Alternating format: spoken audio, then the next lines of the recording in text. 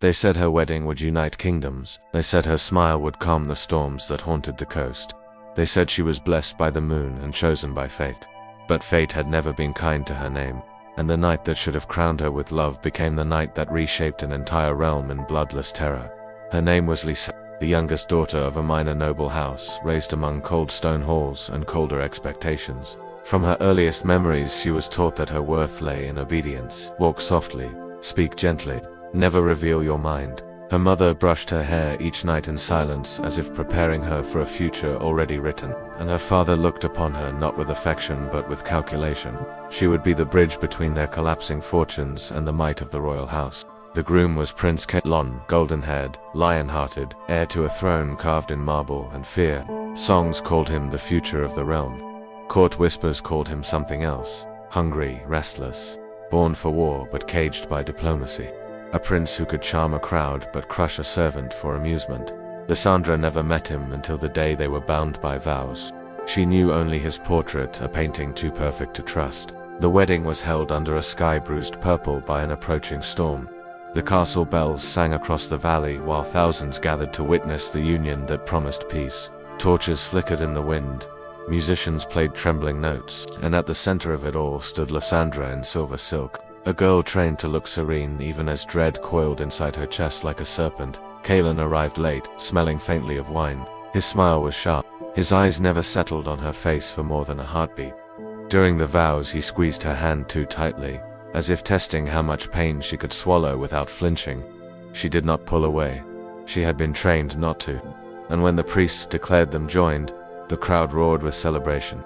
But the storm arrived faster than joy. Inside the bridal chamber the air turned colder, the candles guttered, and Kalon showed her the truth beneath the prince. He did not touch her with tenderness. There was no affection, no attempt at intimacy. Instead he regarded her like a possession he had paid too much for and resented having to use. She tried to speak, to ask for patience, to remind him that they barely knew one another, but he silenced her with a gesture that carried centuries of royal entitlement. Then he revealed the betrayal. He told her she had been chosen, not out of admiration, nor alliance, nor love. She had been chosen because the court astrologers predicted that the woman who married him would die before her first child, a death that would grant him fortune on the battlefield and power beyond mortal kings. Lysandra was never meant to be a queen. She was meant to be a sacrifice, a good luck charm wrapped in silk and innocence, a bride selected for her expendability. The world tilted beneath her feet. Breath vanished from her lungs, yet she did not scream. She stared at him as thunder cracked outside the windows. Something inside her shifted. Not rage, not fear, something quieter, sharper. A seed placed deep in soil long before she was born finally split open. Kalon left her alone in the chamber after speaking his prophecy as though it were trivial. He did not even offer her a glance when the doors closed behind him. He went to celebrate with his soldiers while she sat on the edge of the bed, unraveling like a thread pulled too tightly. The storm howled all night. She did not sleep. At dawn, she rose with a calm she could not explain. Servants came with food and veils and instructions for the morning procession. She dressed herself instead. She braided her hair with her own hands. She looked into the polished bronze mirror and saw not a bride but something waiting to be born.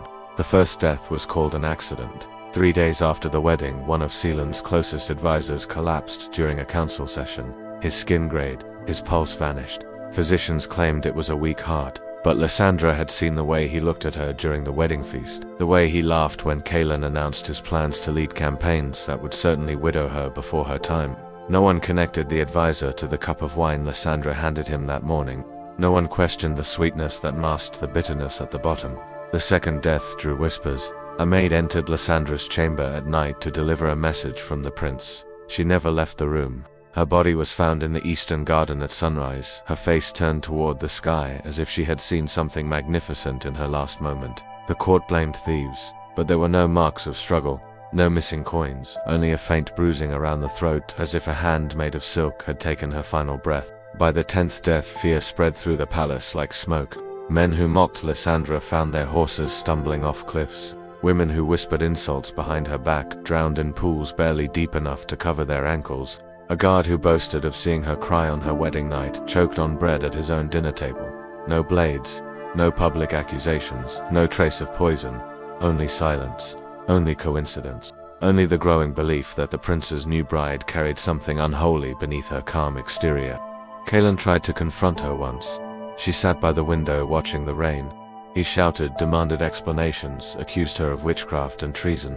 She only lifted her gaze with serene detachment and asked him to name a single crime she had committed. He could not. He felt fear for the first time, and fear made him retreat. People began to speak her name softly, like a prayer or a curse. The Queen of Silent Murders. The Moon Widow. The Ghost Bride. She never raised her voice. She never raised her voice. She never issued orders, yet nobles bowed deeper in her presence than in silence. Servants fled from her shadow, and the court began to believe that the prophecy was real but reversed. Perhaps she was not destined to die before childbirth. Perhaps she was destined to kill before giving life. Lysandra did not revel in their fear. She used it. She learned secrets whispered behind screens. Learned who plotted against the throne, who smuggled weapons, who bribed guards, who planned to dethrone Kaelan. She eliminated them one by one without leaving a stain upon her hands. Her vengeance was precise, controlled, invisible. By the end of the year, the prince who once treated her as expendable now slept with a dagger beneath his pillow. And every night he wondered if she would be the one to end him before dawn. Her power grew in the shadows. Her legend grew louder than truth. And the kingdom unknowingly shifted its loyalty from prince to queen. The crown did not fear Kaelan anymore. It feared her. And the silent murders had only just begun. They said a kingdom can survive a weak king but never a frightened one. And Prince Kaelan had become a man ruled entirely by fear. He feared shadows. He feared silence. But above all he feared his wife, whose steps were softer than snowfall and whose gaze could unmake a man's courage with a single blink. He feared the way the palace listened to her more than to him. He feared that the prophecy spoken on their wedding night was no longer written for her death, but for his. Lysandra watched him unravel with the same stillness she had learned as a child kneeling in prayer halls. She did not threaten him. She did not seduce him. She did not seek his affection. She simply existed like a quiet storm that reshaped the land one breath at a time. Her power was not loud or violent. It was the slow grip of inevitability. Rumors twisted into myths. Some said she commanded spirits older than the kingdom itself. Some said her hair held enchantment. Others swore that her tears, which she never shed in public, could foretell death, but none of them understood the truth. Lysandra was no witch. She was simply a woman who learned the language of fear from those who once held power over her. A woman who learned what happens when fate is forced upon her. A woman who decided to become fate itself. The murders continued with the precision of ritual. A noble who tried to poison Kaelan collapsed during a hunt. A general who insulted Lysandra disappeared while traveling through the northern forest. A diplomat who spread rumors about her past choked on his own tongue while giving a speech. Each death forced the court to shrink closer around her. Loyalty turned cold and brittle, but obedience grew stronger. Lysandra kept a ledger locked inside a chest beneath her bed, not of finances nor alliances, but of names. Names of those who would fall. Names of those who already had names of those who might yet be spared. She wrote them with a calm hand, knowing each stroke of ink was another thread pulled from the tapestry of fate. Yet power has a strange way of calling to others like it.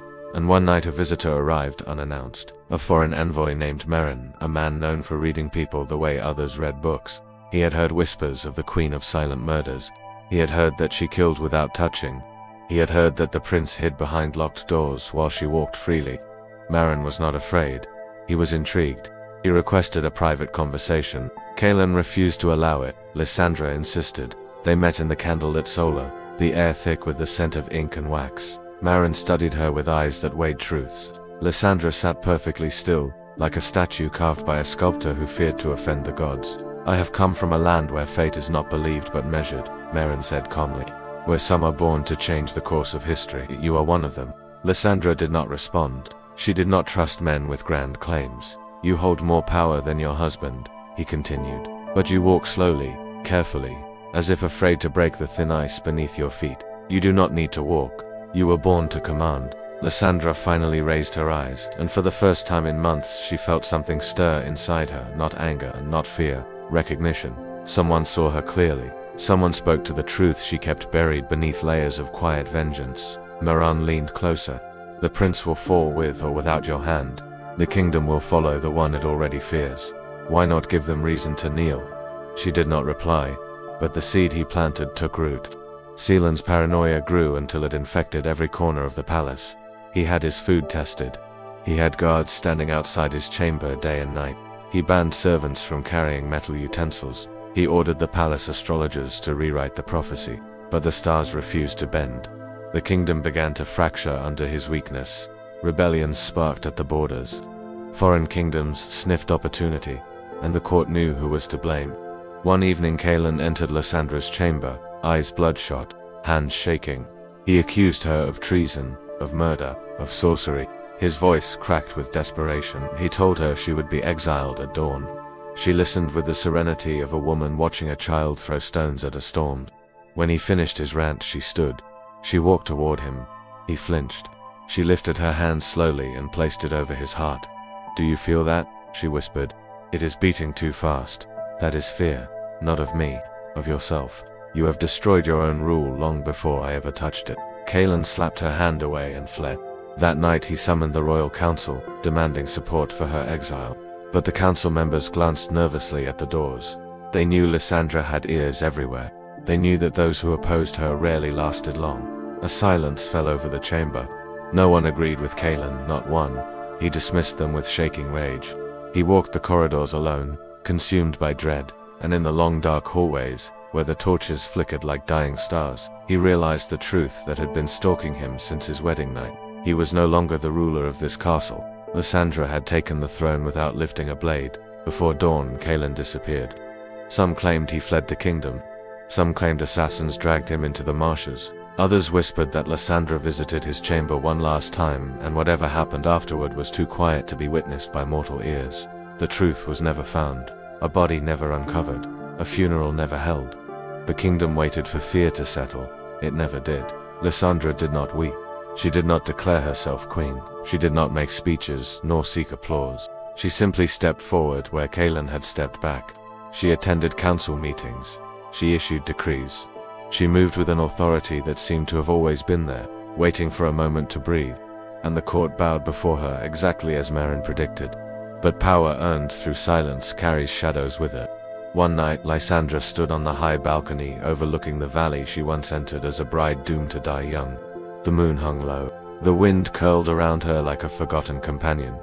She thought of her childhood, of her wedding night, of every life she had ended without leaving a single mark, and she wondered if she had become free or if she had become the prophecy in reverse. A woman not destined to die, but destined to deal death. Behind her, Marin stepped forward. "You have become what you were always meant to be," he said quietly. Lysandra did not turn. "And what is that?" He answered with a certainty that felt older than both of them. "A queen born not from love or blessing but from betrayal.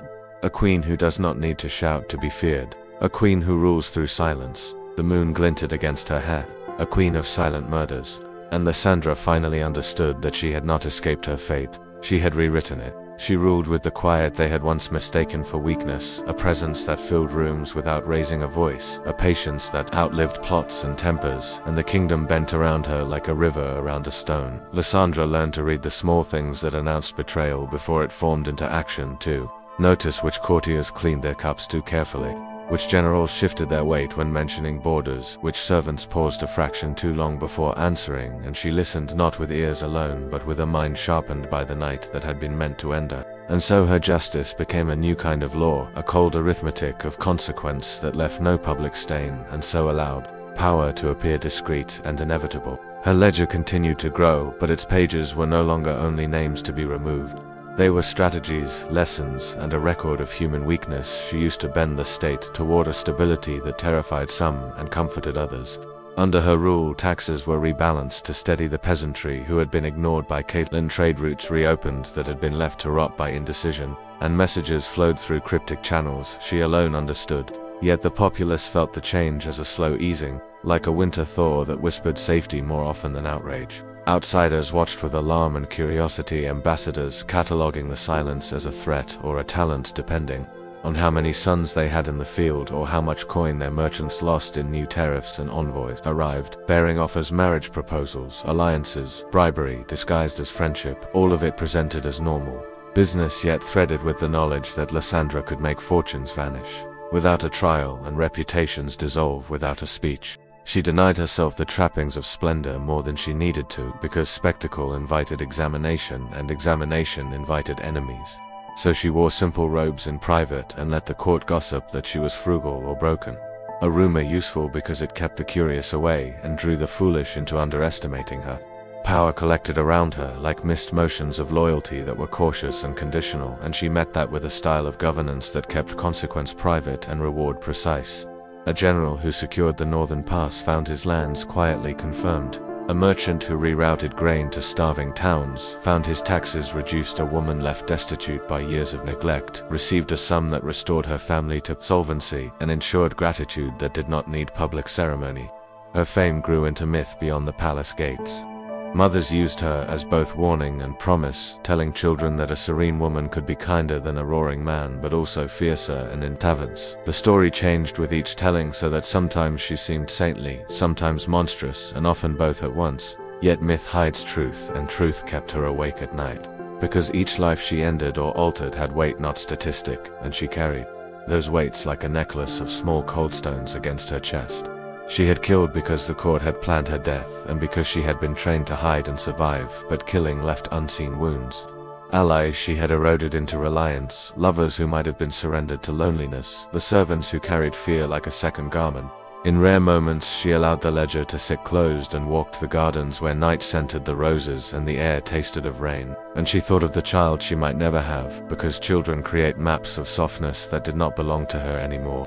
Those private sorrows shaped her public instinct to avoid revenge for revenge's sake, to prevent cycles she had seen in lesser courts where slaughter begets slaughter until only ashes remain. And so she often chose exile or confiscation when it could achieve the same end as death, a ruin of livelihood that left a man alive to warn and to wither into impotence. Yet constraint does not stop resentment, and a network of those who feared her or envied her power grew like mold. In the corners of the realm, men and women who whispered among themselves that a queen who killed in silence was worse than any sword, because a sword at least left a body to curse and a place to strike back. They conspired, and their conspiracies resembled common things. A misdelivered letter, a slightly altered map, a late courier. Lysandra discovered the first whisper late one autumn when a caravan of grain was delayed, and not by accident but by a soft hand on a ledger, who had swapped destinations for amusement and profit. She read the names and traced them back through small betrayals to a friend of Kaelin who had survived the early purge and now wanted back in. Lysandra arranged a meeting in the Solar, a choice she made because visibility for a short time could terrify men who had become used to lurking in shadows. She met them not with guards but with 2 simple cups of tea and a woman whose calm looked like mercy until it ended. She offered them a bargain, and the bargain taught them what her rule meant. Speak honestly and accept banishment, or speak falsely and watch every vault and harbor turned against the family you love. Some accepted exile with a thin smile and disappeared into towns where anonymity still exists. Others refused and met with misfortune that took the shape of slow business failures, broken marriages, and lost heirs until even their children petitioned for clemency. The kingdom learned a new grammar of fear, the fear of irreversible ruin that kept rivals at a safe distance, while the ordinary lives beneath the crown hummed with a new safety that came from certainty. Yet certainty breeds hubris, and hubris creates enemies beyond the realm, and one winter a northern prince named Ed, who had once sought Sealand's favor and been denied, saw opportunity in rumors and set a private company of mercenaries to test the strength of Lysandra's hold. They arrived in the dark like wind and took a border village with ease, cutting throats, burning barns, creating a small chaos meant to lure the queen into an exposed response and to uncover her methods. Lysandra watched the smoke from the palace high window and let the spies bring her precise details, as if arranging a small theater of horror, because she knew that true strength reveals itself not in how violently one fights, but in how one heals what was smashed. She did not lead a headlong army. Instead, she fed the village through secret channels, appointed a steward who could rebuild, and incentivized neighboring lords to patrol the passes by paying them in coin and honor a grid of favors that created a net stronger than walls. She cut off supply lines to the mercenaries, let winter do its work, and when Idrun finally received a letter from a man he thought safe begging for rescue, he found the pleas forged, and the men he sent to save their village vanished or taken and returned with stories of cold and hunger and a realization that the campaign had been a misread and a mistake. Idrun withdrew, humiliated but alive, and word of the failure spread like a hard winter sun. The crown that once surrendered to a prince now stood steady because a woman had taught the realm to move without the clamor of trumpets. Yet every triumph teaches new methods of resistance, and a small group of women in the court who had lost daughters or husbands. 2 early knights disliked the way Lysandra walked free and untroubled. They began to craft a narrative about the queen who killed in silence, as a witch whose power could not be prayed away and whose smile hid a blade. They gathered signatures and rites and petitioned the archbishop to intervene, not for law but for spectacle. The archbishop, a man eager to sow piety to his name, found the petitions a tool, and he raised questions in sermons about mercy and sin and the proper use of punishment. The public debate that followed was dangerous for Lysandra because it touched the one place she had never conquered and could not touch directly: the pulpit and the hearts of ordinary devout folk. She responded not with force, but with a slow cascade of changes. Improved almshouses funded by her private purse, open days for markets in which the common eye could see her investing in grain and charity, and in the end a painful exhibition of her rule in which she publicly pardoned a low-born man accused of theft and instead established a system of fair courts in remote regions where before men had been judged by crude panels. The archbishop found his sermons diminished in power when the poor who once whispered complaints now whispered thanks for bread. His influence cooled, and with it the loudest voices against her. Slowly narratives shifted again, and the queen of silent murders became in the public mind a queen of stern justice, a woman who had broken the cycle between private cruelty and private vengeance. Time softened the sharpest edges of her legend, and generations taught their children that she had been harsh but necessary. When old age crept toward her like the dusk she once watched alone on the balcony, Lysandra did not finally rest in a bed of roses or in a triumphant parade.